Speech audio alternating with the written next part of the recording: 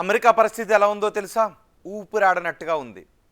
చైనాలో పొగబెడితే ఇప్పుడు అమెరికాలో పరిస్థితి అలాగే ఉంది, ఊపిరాడిన పరిస్థితి.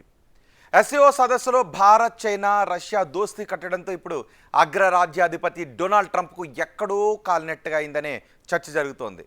అసలు ఆయన కడుపు మంటకు కారణం ఏంటి? ఆ మంటతో ఆయన చేసిన వ్యాఖ్యలేంటి ఇప్పుడు చూద్దాం.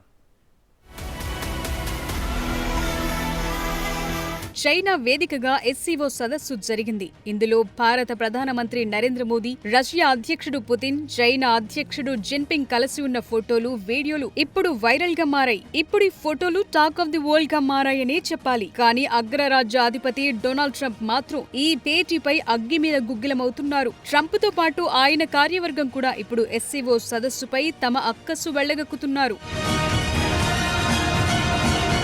ఓవైపు భేటీ జరుగుతున్న సమయంలోనే డొనాల్డ్ ట్రంప్ తన అక్కసును ఆపుకోలేకపోయారు. మరో వివాదాస్పద స్టేట్మెంట్ ఇచ్చారు. అమెరికాపై విధించిన టారిఫ్లను భారత్ పూర్తిగా ఎత్తివేస్తామని ప్రతిపాదించారని, కానీ అప్పటికే ఆలస్యం అవటంతో ఏం చెయ్యలేని పరిస్థితి అంటూ ప్రకటించారు ట్రంప్. ఈ ప్రకటన ఎంతవరకు నిజమనేది తెలియని పరిస్థితి. ఎందుకంటే తన స్వలాభం కోసం ట్రంప్ ఏదైనా మాట్లాడుతారనే విషయం ఇప్పటికే అనేక సార్లు ప్రూవ్ అయింది. నిజంగా భారత్ అలాంటి ప్రతిపాదన చేసి ఉంటే ఇది తాను సాధించిన విజయంగా ప్రకటించుకునేవారు. తాను భారత్ను దారికి తెచ్చుకున్నానని తనను తానే ప్రశంసించుకునేవారు. కానీ అలాంటిదేం జరగలేదు. అంటే ట్రంప్ మాటలు అస్సలు నమ్మబుల్ గా లేవు.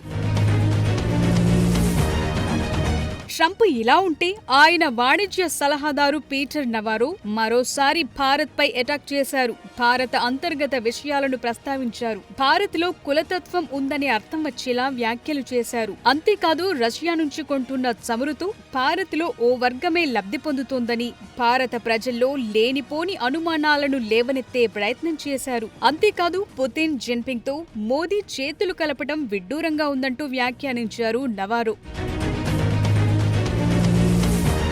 ఈ కడుపు మంట ఇక్కడితో ఆగలేదు. America treasury secretary Scott Besant కూడా తన వంతు అక్కసును వెళ్లగక్కారు. అసలు ఎస్సీఓ సదస్సు మొత్తం పెద్ద డ్రామాలా ఉందన్నారు. ఉక్రెయిన్ యుద్ధాన్ని మరింత పెంచేలా ఈ చర్యలున్నాయంటూ మళ్లీ యుద్ధానికి లింక్ చేసే ప్రయత్నం చేశారు. ఇలాంటి వివాదాస్పద వ్యాఖ్యలు చేస్తూనే భారత్, అమెరికా బంధం బలమైందంటూ చెప్పుకొచ్చారు. మొత్తానికి ట్రంప్ పుణ్యమా అని ఈ మూడు దేశాల మధ్య బంధం మరింత బలపడింది. దీంతో చైనా మరిన్ని కీలక వ్యాఖ్యలు చేసింది. ప్రపంచాన్ని శాసించే సరికొత్త శక్తి ఉద్భవించిందని ప్రకటించింది. అంటే అమెరికా పెత్తనానికి చెక్ పెట్టే చర్యలు మొదలయ్యాయని సందేశమిచ్చింది.